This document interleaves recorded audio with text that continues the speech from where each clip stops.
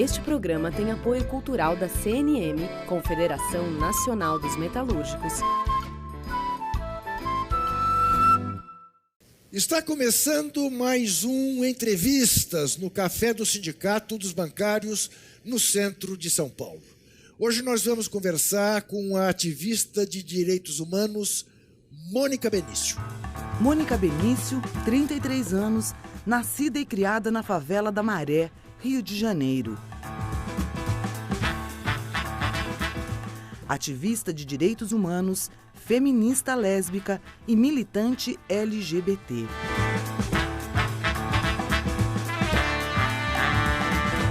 Mônica é arquiteta urbanista formada pela PUC do Rio de Janeiro, onde faz mestrado sobre violência e direito à cidade. Desde a execução de sua companheira Marielle Franco, em 14 de março de 2018, tem se dedicado à luta incansável por justiça nesse crime bárbaro e, assim, se tornou também referência internacional em defesa dos direitos humanos.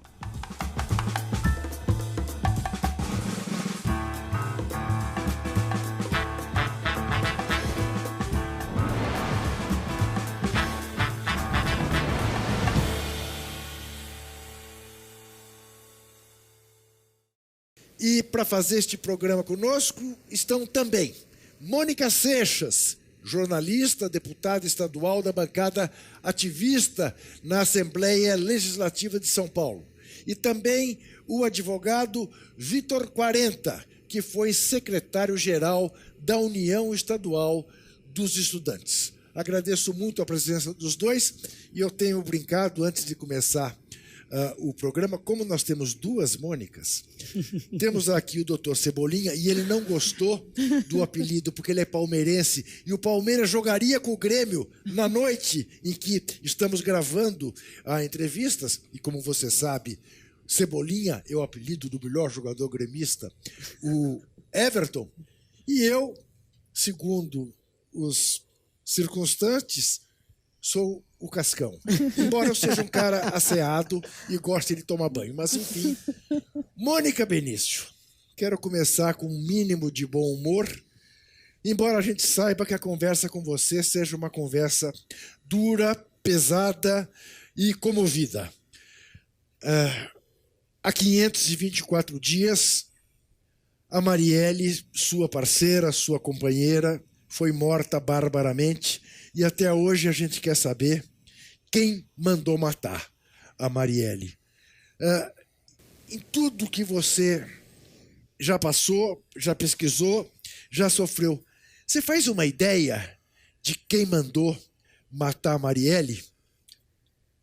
Olha, a gente está num país que não precisa ter provas, né? Basta ter convicção. Sim. Então eu tenho as minhas. Tá. Mas essa é uma luta muito cara para mim. E é uma luta que eu não trabalho com especulação, né? Assim como eu espero também que o Estado brasileiro não me responda a qualquer coisa a fim de encerrar esse inquérito, como em alguns momentos parecia que ia caminhar para isso. Então, é uma luta que eu tenho muito comprometimento e quero que ela seja encerrada com a verdade e que as pessoas que fizeram isso sejam responsabilizadas pelo que fizeram. Não é um projeto de vingança, é um projeto de justiça. É verdade, Mônica, que até hoje o ministro da Justiça não te recebeu? Você tentou falar com ele? Como é que é isso? Me explica. Eu queria entender. Eu também. Não é a justificativa, não. Mas, eu também quer dizer, este é um crime que abalou o país inteiro. Eu não conheço ninguém. Mentira, eu conheço. Tá bom. Eu conheço algumas pessoas que não querem saber de desvendar esse episódio. Mas não passa na minha cabeça que, seja qual for ideologicamente a posição de um ministro da Justiça, que ele não te receba. Qual é a justificativa para isso? Olha, os argumentos apresentados foram conflitos de agenda, de que estava com uma agenda comprometida. Agora, diferente do Raul Jungmann, que era o ministro anterior, que eu sempre tive um amplo diálogo, nunca se negou a me receber, atualizava sobre, porque para além da investigação, no caso da Marielle que corre no Rio, no estado do Rio, a gente tem a investigação da investigação, que está na competência da PF, logo sob responsabilidade do ministro Sérgio Moro.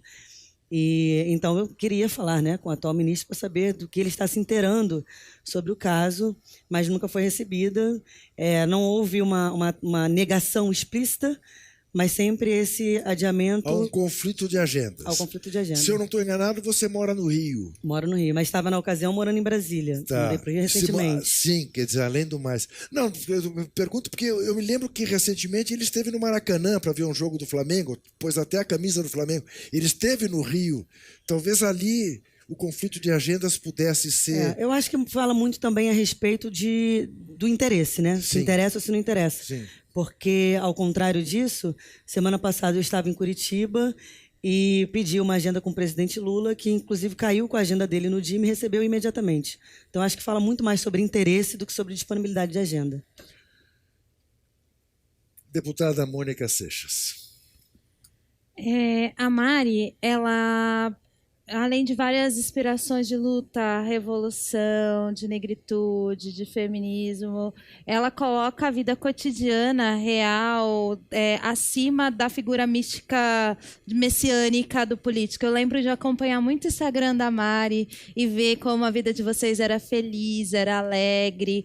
Ela mostrava sem medo mesmo o seu cotidiano como mulher que ela era, como esposa que ela era, companheira que ela era.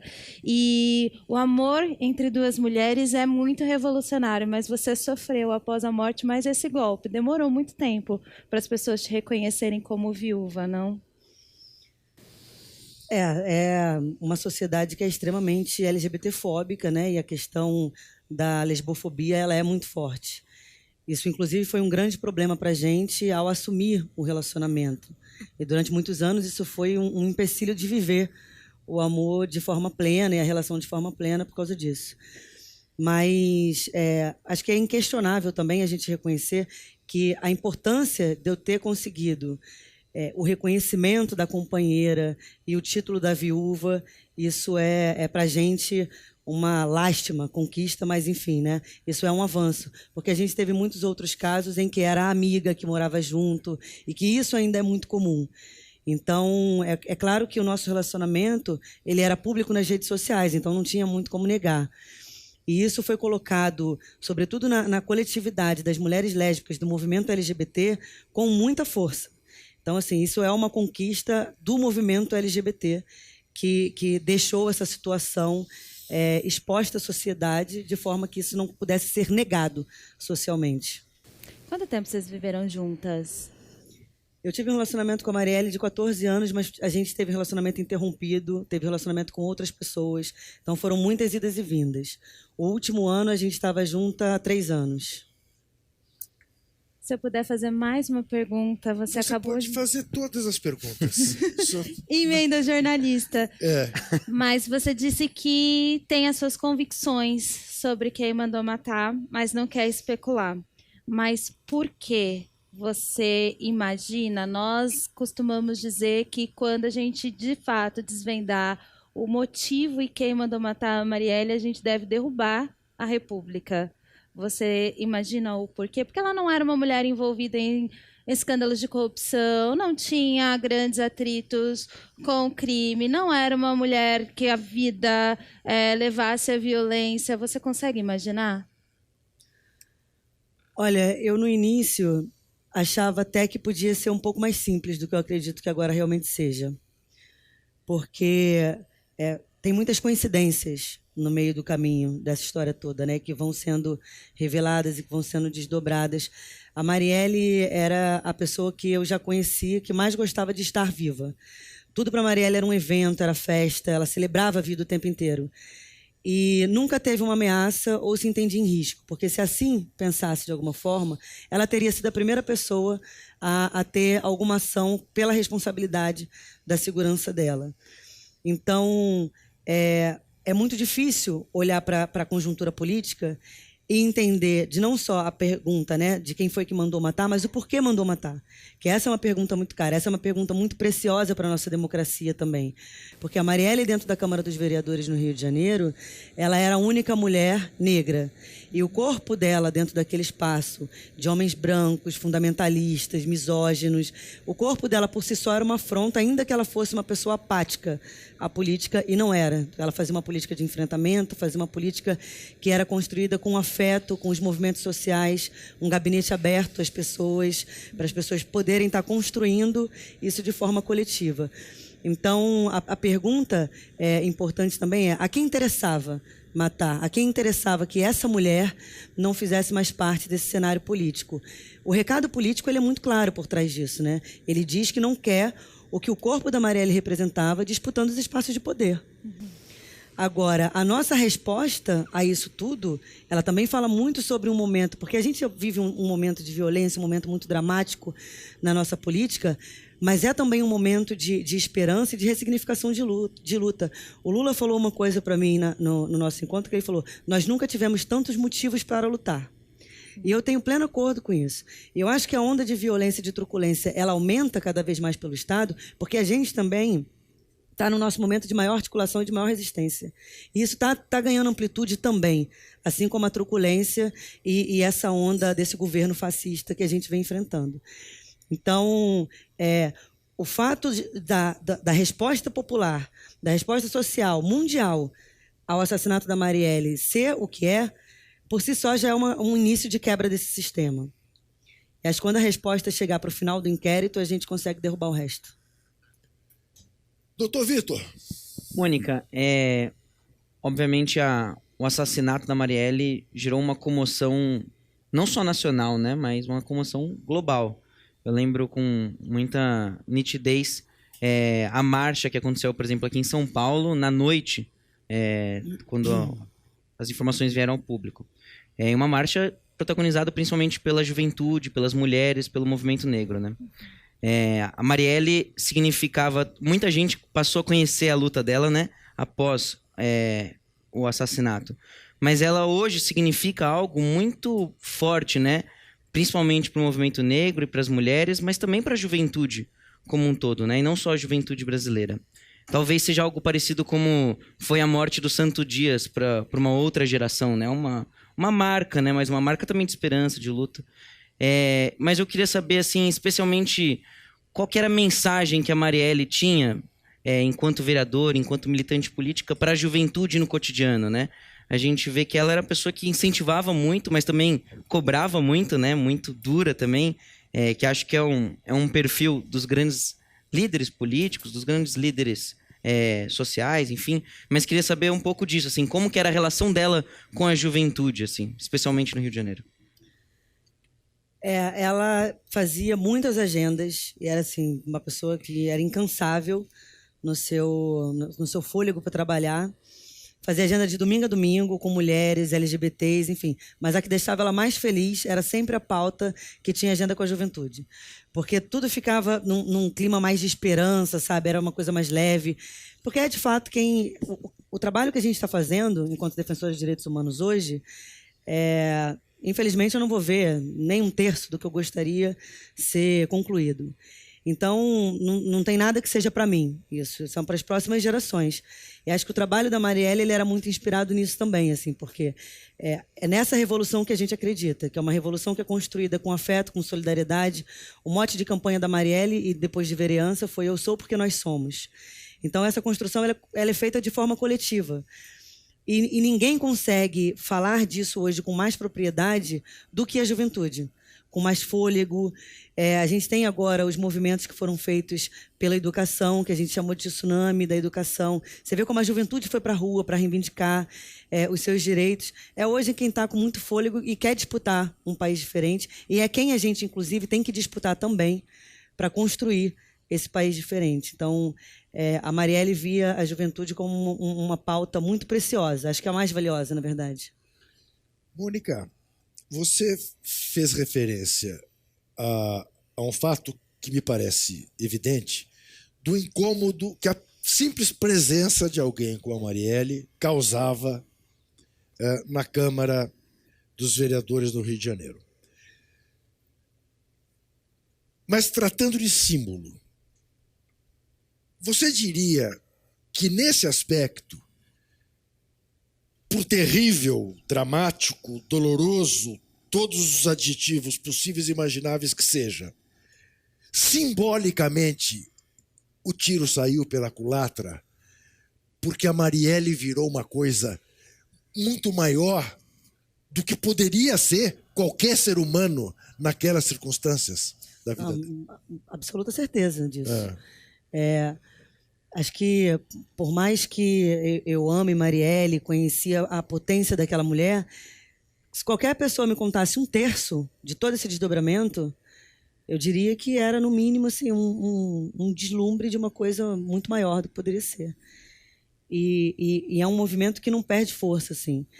Já foram mais de 23 cidades visitadas nesses últimos 17 meses ao longo do mundo, ao redor do mundo, nessa campanha de Justiça por Marielle, onde eu só encontro resistência, acolhimento, afeto.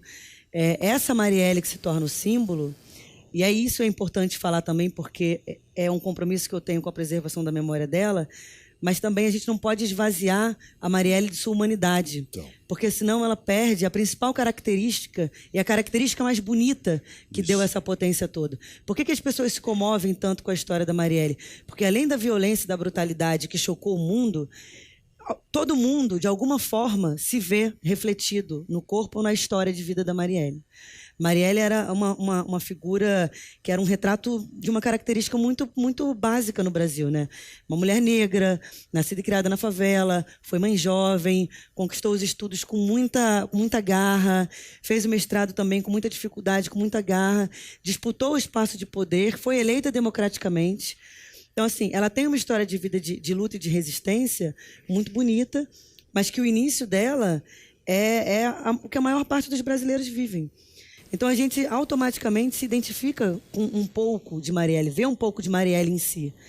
E aí, quando a gente transforma a Marielle nesse símbolo, esse símbolo ele foi construído de forma coletiva. Porque ele não está só na imagem da Marielle, ele também está no espelho do nosso afeto com a história dela, né? Como a gente se vê e o que a gente quer.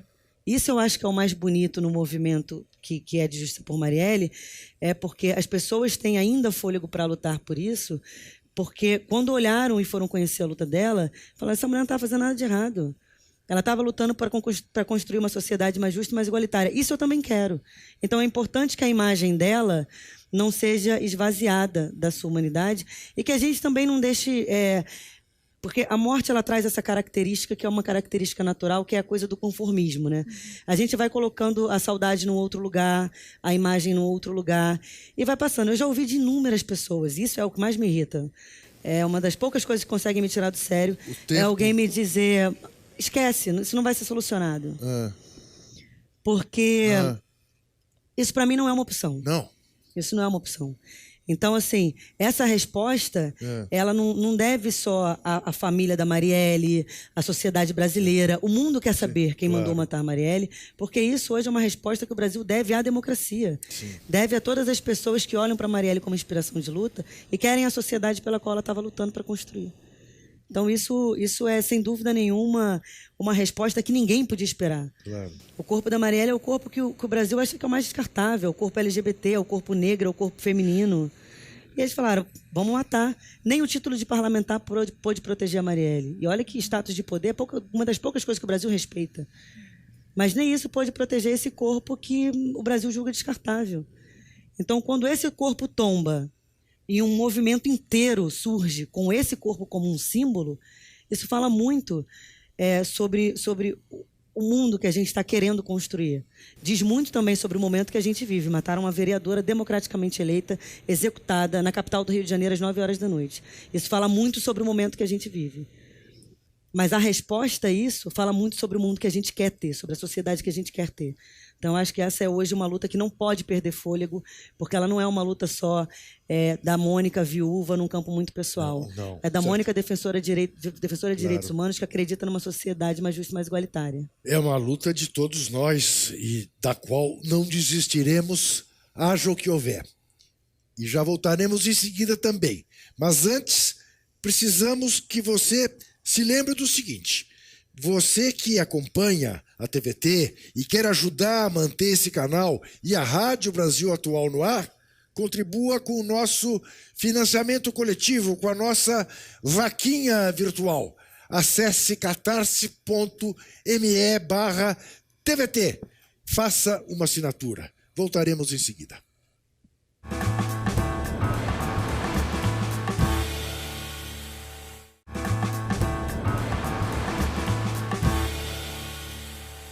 Voltamos ao Café do Sindicato dos Bancários no centro de São Paulo com o programa Entrevistas, conversando com Mônica Benício. Mônica, você é cria da Maré, do Morro da Maré. Favela da Maré. Da Favela da Maré. Só uma parte da Maré é morro, o resto é plano. Tá certo. 130 mil pessoas, é isso? Aproximadamente 140 mil habitantes. Absoluta carência de tudo. Ali nasce a militante, ali forma-se uma militante como você, como a Marielle, em função das carências do lugar? Ali forma militantes que querem construir uma sociedade mais justa e mais igualitária. Que quer fazer uma disputa de direito à cidade, porque a cidade tem que ser para todo mundo, não pode ser segregada da forma como é. Porque a cidade que a gente tem hoje no Rio de Janeiro é uma cidade que é absolutamente partida, onde a gente sabe onde se tem sensação de segurança e onde não tem, onde se pode transitar com segurança onde não pode, e às vezes até não tem o direito de transitar. Então, eu começo a minha militância como defensora de direitos humanos, eu tenho 17 anos de idade, estava num pré-vestibular e frequentava muito parte da região da Zona Sul, que é a região economicamente mais abastecida no Rio, e comecei a entender que eu tinha que disputar aquela cidade ali também, que aquela cidade que funcionava tinha que ser para todo mundo. Embora eu ache o espaço da favela um espaço cultural riquíssimo, acho maravilhoso. A maior parte da minha família mora lá ainda. É um espaço onde estão as minhas redes de afeto, é um espaço para onde eu gosto de voltar quando quero me fortalecer. Mas hoje o que a gente tem de política no Rio de Janeiro transforma esse espaço num espaço de muita violência. Mônica.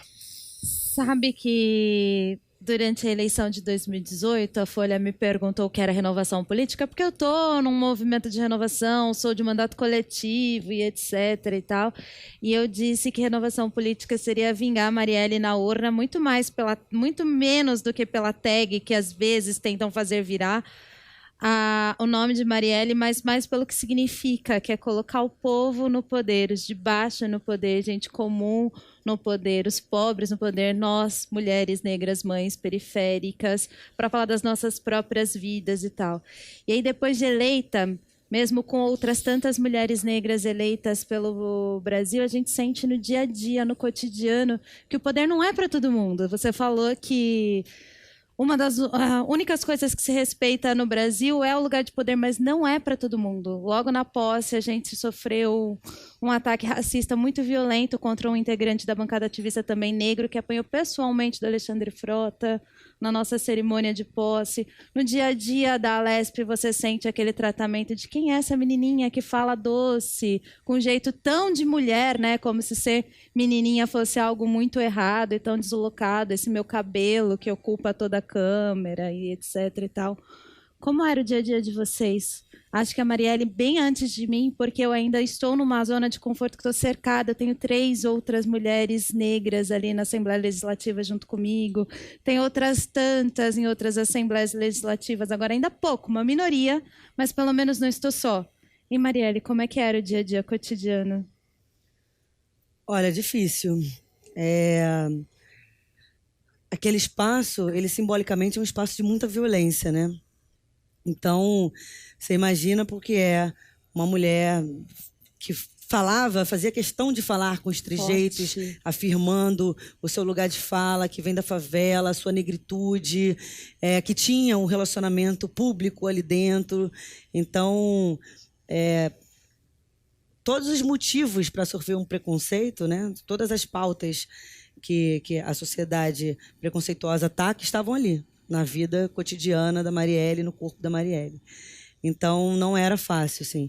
Um dos momentos mais difíceis foi quando a Marielle tentou aprovar um PL que era sobre a inserção do Dia da Visibilidade Lésbica no calendário da cidade. E aí foi reprovado por 2 votos. A Marielle foi para o banheiro chorar. E aí me ligou do banheiro chorando e eu falei assim, não, meu amor, imagina, só foi reprovado por 2 votos. Olha pelo lado bom, uma casa extremamente fundamentalista. Estranho seria se tivesse sido aprovado.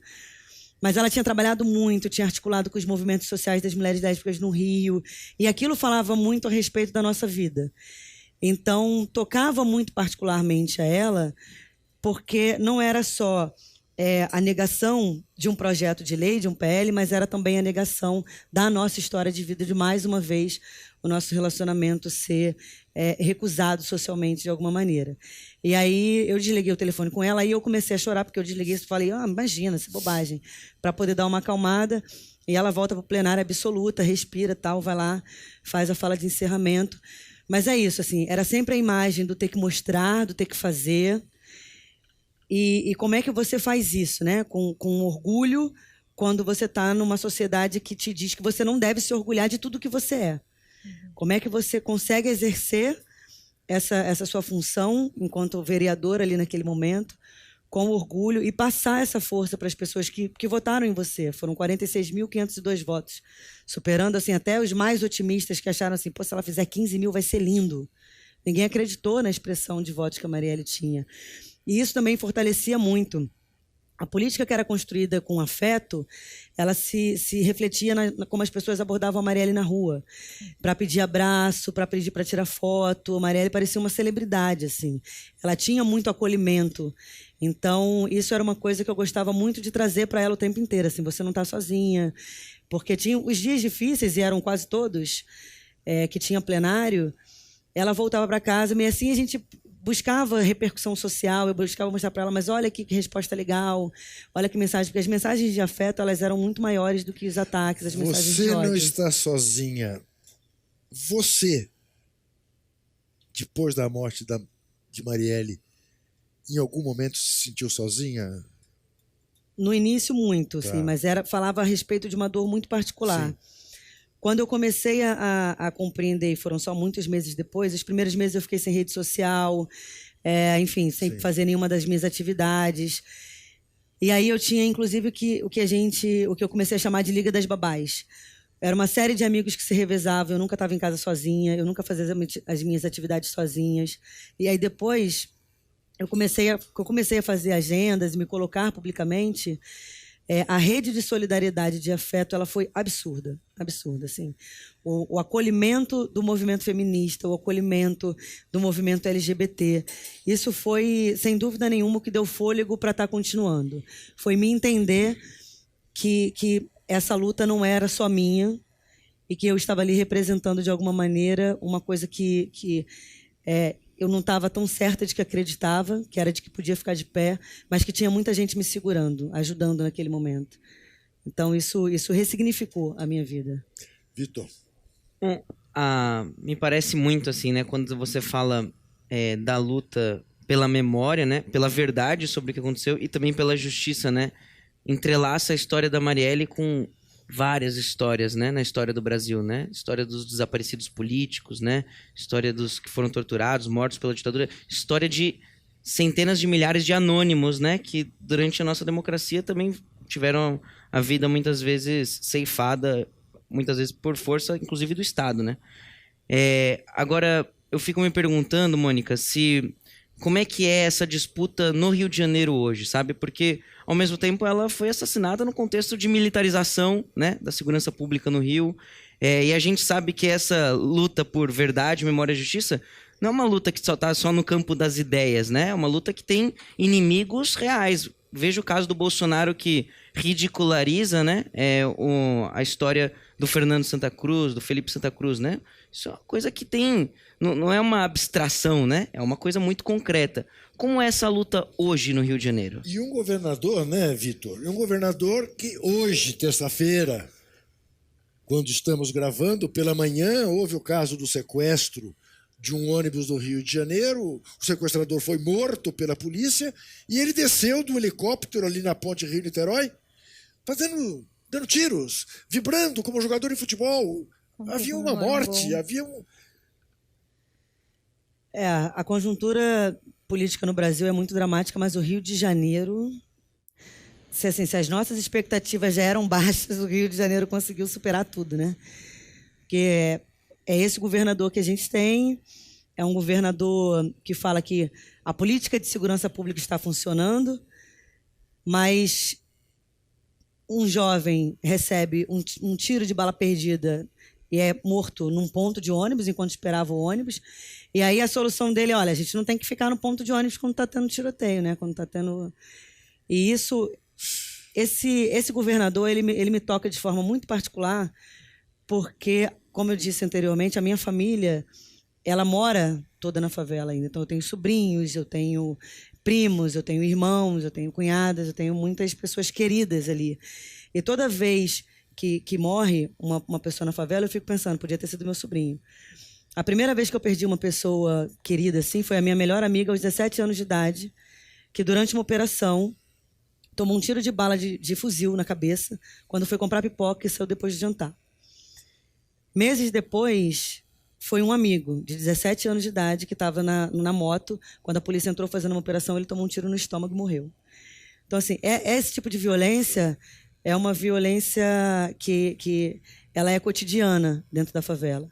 Quando você tem um governador que é esse governador, eu tenho que tomar cuidado como é que eu descrevo ele, porque eu posso ofender alguém que faz parte da comunidade de saúde mental, ou eu posso acabar saindo daqui processada de alguma maneira. Então, assim, tem que... né, porque é difícil não externalizar a indignação que eu tenho contra esse sujeito. Porque o mesmo que sobe num helicóptero e dá tiro de cima de um helicóptero e diz que vai abater traficantes que estiverem portando fuzil com tiros na cabecinha, é o mesmo também que não revela quem foi que mandou matar uma vereadora que tomou 4 tiros na cabeça. Então, assim, é desse Estado que a gente está falando, é dessa política que a gente está falando, uma política que tem cor, que tem raça, que tem classe. Porque isso não serve para a Zona Sul. O helicóptero não passa dando tiro em Ipanema, no Leblon, mas na Maré faz.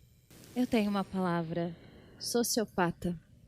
A gente elegeu uma série de sociopatas com sede de vingança que quer matar os mais pobres e por isso navega praticando terrorismo eleitoral em cima do medo das pessoas. A pauta da segurança pública, a pauta dos direitos humanos extremamente estigmatizada e esse bando de figuras públicas atormentando mais, assustando mais as pessoas para manter uma plataforma eleitoral baseada em muito sangue, como a gente viu hoje de manhã, dá extremo prazer para eles, a ponto de chegar no local de uma morte, pulando como quem comemora o gol. Então, a sua pesquisa de mestrado como arquiteta foi exatamente sobre esse aspecto, não foi? De que maneira isto influencia, este ambiente de violência influencia o dia a dia da cidade? O mestrado, eu estava na época, em março do ano passado, eu estava com o meu mestrado em andamento, esse era o meu principal foco, e isso ficou parado por muito tempo. Tá. Eu vou defender agora, final desse mês, se tudo der certo. Tá. Parabéns. Que foi a única coisa de projeto pessoal que me sobrou. Tá. E eu retomei agora. Fala justamente sobre como a violência pode influenciar na experiência do sujeito com o espaço público. Uma vez que a gente consegue compreender que o favelado, quando nasce nesse ambiente, que é um ambiente que é socialmente construído para que você cresça ali acreditando que o belo não te pertence, que você faz parte do feio, que você é parte dessa produção da violência, porque a sociedade da cidade dita como formal, ela olha para a favela como a produção do marginal, como a produção do feio, que dali não sai nada que preste. Então, esse discurso, inclusive, legitima ações como a do atual governador, né? Porque se só tem bandido, a gente pode matar. Como se isso fosse justificativa, né? Porque enquanto defensora de direitos humanos, eu gosto muito de frisar que nenhuma vida vale mais do que a outra. E quando você está nesse contexto da favela, você cresce com esse ambiente de violência, que a sociedade é violenta com você, o Estado é violento com você, isso faz parte da sua formação de identidade. E aí, quando você vai disputar outros espaços da cidade, você vai reagir ou com inferioridade, porque você não reconhece aquele espaço como te pertencendo, você não sabe como interagir com aquilo, ou com agressividade, porque se não é meu, não vai ser de ninguém, você reage com raiva, você quer depredar, você quer destruir.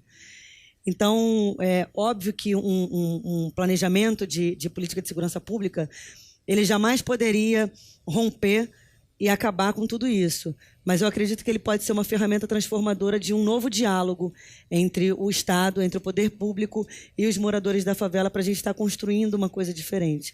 Agora, a quem isso interessa, né? A quem interessa estar construindo uma sociedade mais inclusiva. Esse governador fatalmente não é. Nesse particular, Mônica, em que medida você acha que a militarização da nossa polícia não colabora rigorosamente em nada para que isso seja posto em prática? Eu acho que a militarização ela não colabora em nada, em nenhuma esfera. Sim. Né? A gente tem hoje uma das polícias mais truculentas. A polícia do Rio de Janeiro é a que mais mata, é a que mais morre. E isso não é... Tem que ter um cuidado também para a gente não colocar só o lugar da polícia militar como lugar da vilã, porque a gente tem trabalhadores que estão morrendo no exercício da sua função. Então, era importante também que eles tivessem essa compreensão de que a gente não está num estado de guerra, embora pareça. Porque se a gente assumir que a gente está num estado de guerra, a gente vai ter que assumir a barbárie. E se a gente assumir a barbárie, não vai restar mais nada, porque é isso que eles querem. Eles sempre nos mataram. A gente sempre morreu. A gente nunca teve dentro da favela lugar nenhum de questão a respeito de privilégio. E olha que eu estou falando de um outro lugar, porque eu sou uma mulher branca. Então, a militarização de nenhuma esfera, seja dos corpos, seja da polícia, seja do Estado, não está funcionando. E os dados mostram isso, os números de mortes diariamente mostram isso. Então, o problema é que existe um projeto de poder ao redor disso. Existe um projeto de interesse. Porque quem está morrendo não é quem está no poder. Então, a quem está no poder interessa que esses continuem morrendo. Até para que não disputem, não ousem disputar esse espaço de poder. Então, é isso. É um projeto de poder muito claro, que é de eliminar pobre, de eliminar preto, de eliminar favelado. Eu preciso fazer mais um rápido intervalo. Daqui a pouco a gente volta. Até já.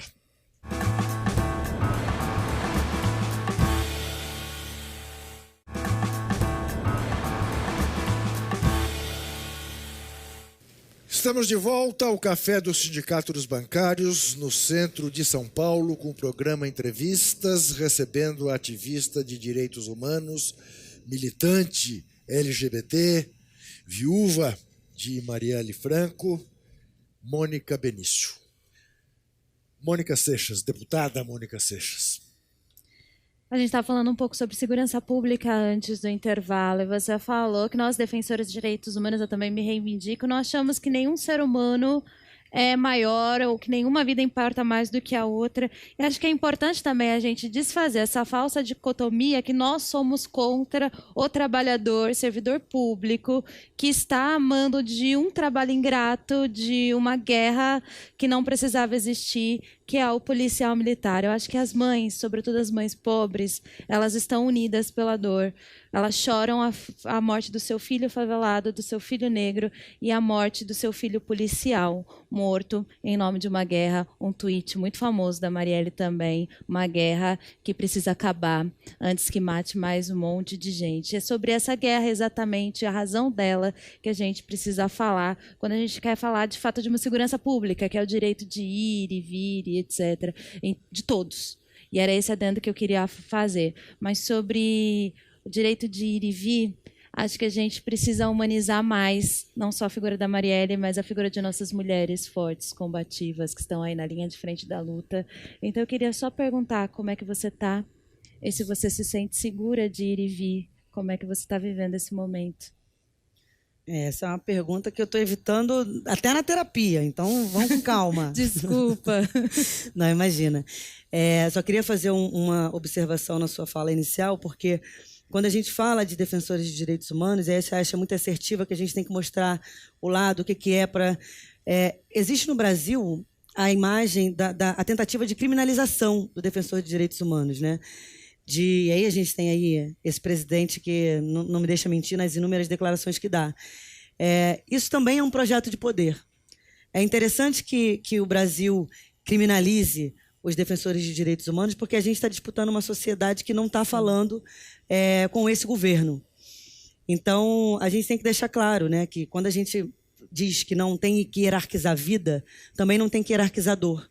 a mãe do policial ou a mãe do traficante, ambas perderam um filho, né? Independente se um estava no ofício de sua profissão, ali, enfim, né, que foi colocado, e o outro que as circunstâncias o levaram, e aí que a gente criminaliza também falando, mas tinha opções, fez porque quis. O debate é muito mais complexo do que isso. E o fato de debate de ser muito mais complexo do que isso não quer dizer que a gente esteja defendendo que assim seja, que isso seja uma única opção. Mas, enfim, é para que as pessoas tenham a sensibilidade de que o debate não é raso, tal como parece de ser defensora de bandido ou não ser defensora de bandido. Então, isso é uma sensibilidade. Agora, eu, enquanto mulher lésbica na cidade do Rio de Janeiro, no Brasil, não consigo me sentir segura de forma nenhuma. Não só enquanto ser a companheira da Marielle, a viúva da Marielle, assim, que me coloca num outro lugar, pela projeção, enquanto defensora de direitos humanos, da maneira como me coloco, sendo oposição a esse governo. Agora, nenhuma mulher hoje no Brasil, com essa política de ódio contra as mulheres que o governo faz, pode conseguir se sentir segura. No Rio de Janeiro, muito menos. Se for uma mulher negra, muito menos. Se for uma mulher negra lésbica, aí quebramos o sistema.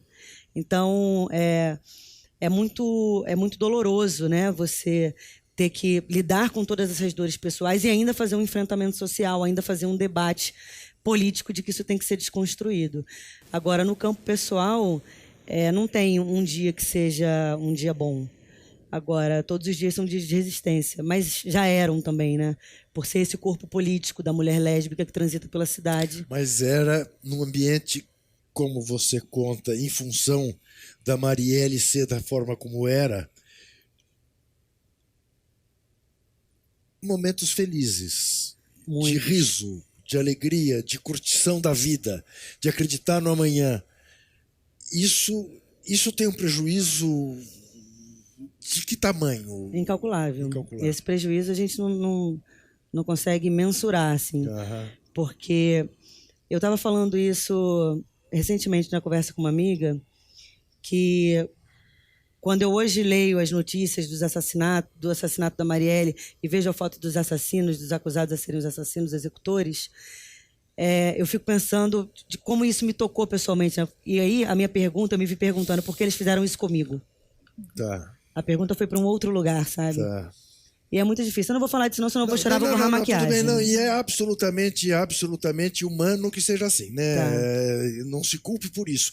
Sem fazer aqui o papel de terapeuta, você tem a sua terapia. Tenho, não. Não tem, não? Tem, não. Não, é bom ter. É bom. É bom ter, Mônica. Mas isso é parte da resistência do autocuidado também. Eu não sou a melhor pessoa nisso. Tá.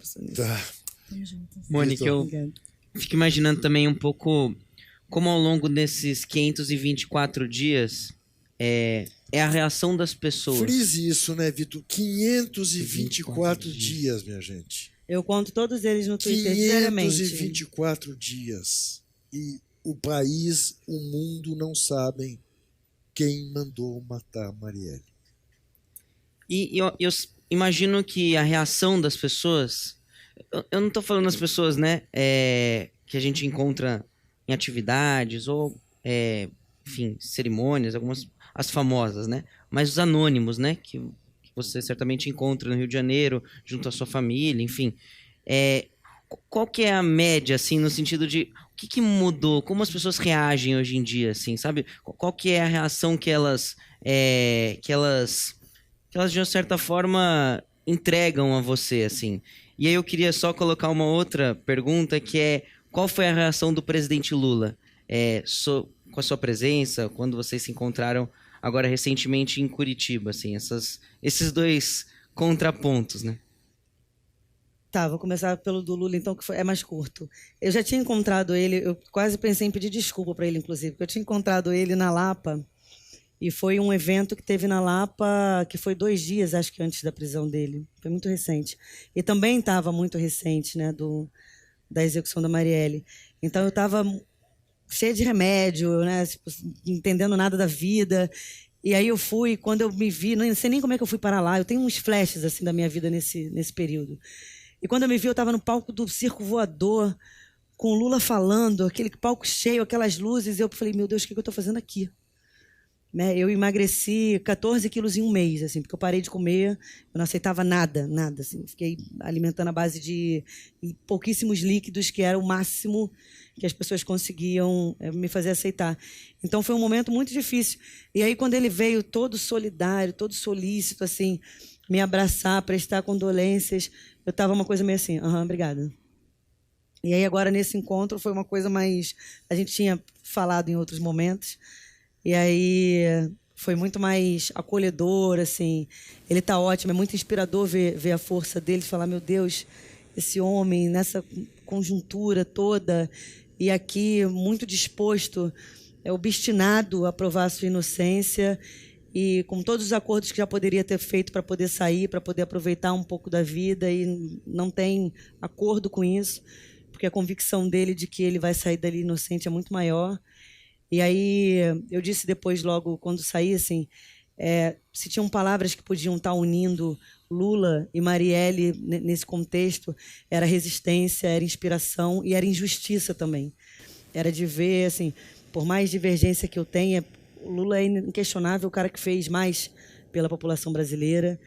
É um preso político, isso já está mais do que dado, né? Já estava dado antes das declarações, das revelações do Intercept. Isso foi ficando cada vez mais óbvio. E ainda assim está lá, preso. Então, eu tenho muita... A minha visita foi uma visita de solidariedade, não foi uma visita política, foi uma visita de solidariedade a alguém que eu compreendo que está passando por uma injustiça, assim como tantos outros brasileiros, em tantos sentidos, assim como a gente tem Preta Ferreira aqui em São Paulo, companheira queridíssima, que também é presa política, que está presa ainda sem provas. Mas teve muito acolhimento na conversa, teve muita solidariedade, muita inspiração. E a preocupação dele com a minha saúde, de como eu estou lidando com isso, de como ele pode ajudar, da maneira como ele pode ajudar para que essa luta, eu não me sinta enfraquecida nessa luta. Agora, as pessoas, a resposta das pessoas na rua, isso foi fabuloso, assim. As minhas redes sociais, elas foram crescendo de gente e as mensagens eram todas de carinho, de solidariedade. Uma hora ou outra vinha alguém, mas assim, se você for comparar, a proporção era de 10 para meio. E na rua as pessoas pedem para abraçar, pedem para tirar foto. E esse acolhimento, ele é muito bom, ele é muito prazeroso, porque é o que fortalece. É o que faz a gente entender que não está lutando sozinho, é o que hoje dá sentido, sabe? A levantar de manhã. Eu, por meses, por onde passava, ia ganhando umas cartinhas, ia nos quartos de hotel. Eu acordava num quarto de hotel, cada hora uma cidade diferente do mundo, e eu colava as cartas na frente da cama para poder lembrar o porquê que eu tinha que levantar. Porque na hora que eu acordo, os momentos dos dias mais difíceis é na hora de dormir e na hora de acordar, sempre. O resto eu consigo fazer meio no piloto automático. Agora, tinha que ter uma motivação, assim. E é esse afeto das pessoas, essa solidariedade. Você deve saber isso no seu trabalho, assim. É você se entender e falar, olha, eu hoje represento uma outra coisa, eu sou inspiração para algumas pessoas. E se eu digo sempre que representatividade importa, eu tenho muita responsabilidade com essa repercussão que a minha imagem tem hoje, como eu afeto mulheres da favela que podem se inspirar a viver os seus amores, falar, não, a gente vai disputar essa sociedade. A gente vai poder votar em você? Não sei. Não mas é na trincheira, no fronte da luta, você conta comigo sempre. Tá, mas quer dizer, não é uma coisa que você afaste de vir a ser... Não. Hoje não tá, já foi uma coisa que eu falei, de jeito nenhum. Tá. Hoje eu não digo de jeito Mudou, nenhum, né? mas... Eu imagino, né, Mônica? Muda né? Porque a gente vai tendo que entender que vai ter que disputar todos os espaços. Mas hoje eu também estou vendo quais os espaços que têm que ser disputados ou não. Porque tem muita gente boa fazendo enfrentamento. E a gente faz política de todas as formas, em todos os lugares. Então eu acho que isso também é importante de ser dito, né? Claro. Não é uma coisa que eu afaste, mas não é algo que está no meu objetivo nesse momento. Agora, se você tivesse que qualificar, dá uma nota de 1 a 10 para a democracia brasileira hoje, que nota você daria, Mônica? Para a democracia? É a democracia. Democracia que você vive no Rio, que você vive em Brasília, que você vive em todos os rincões da pátria. Olha, eu acho que para a democracia em si, eu daria nota 10.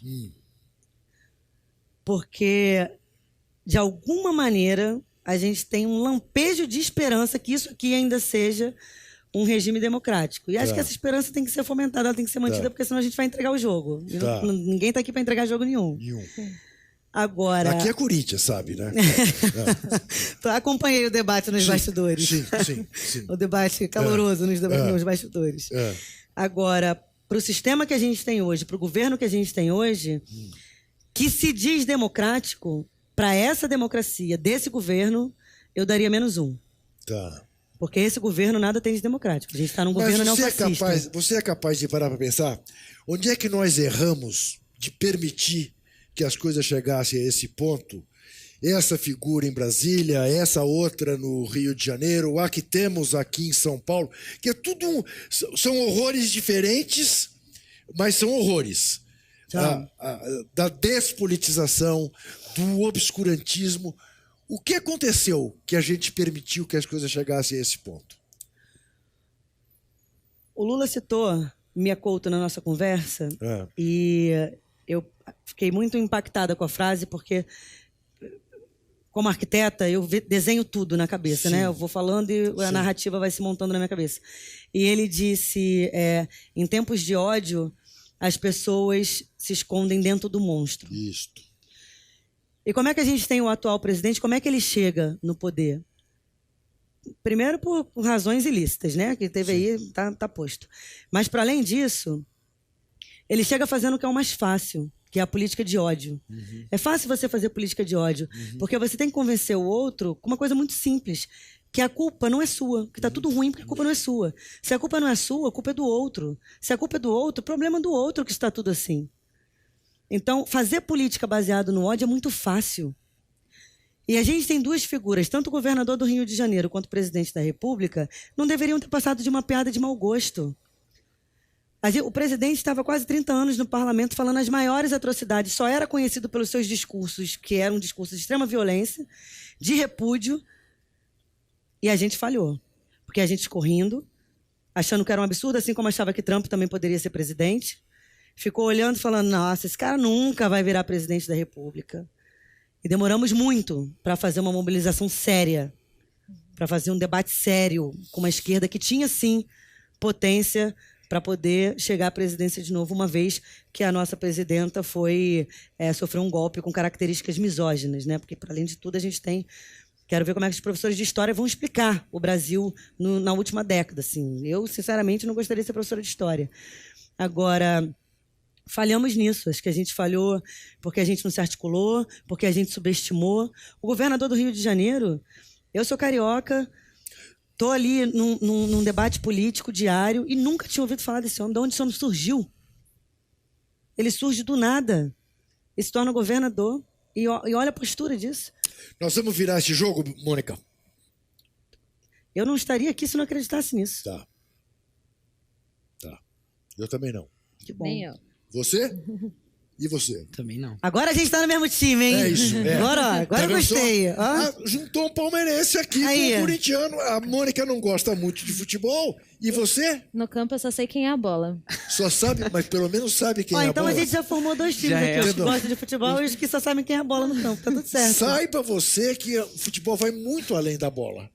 Tá? Lá vem ele. Mas a gente depois conversa sobre isso, porque hoje, infelizmente, o nosso programa chegou ao fim. Eu quero agradecer muito vocês dois que abrilhantaram tanto essa nossa conversa. Mônica, quero te agradecer demais, quero te dizer o quanto eu admiro a tua coragem, o quanto você virou um exemplo para todos também de resistência. Tá? Não é fácil, eu sei que não é fácil. A solidariedade da gente está posta permanentemente, Que bom, sempre obrigada. pensando em você. Agradecer também aos nossos telespectadores, lembrar que tem entrevistas toda quinta-feira às 10 da noite, aqui na TVT de São Paulo, canal 44.1. No YouTube é ao vivo a qualquer hora, em qualquer lugar do planeta. Para nos apoiar, acesse o endereço catarse.me/TVT. Até semana que vem e não se esqueça, desesperar jamais.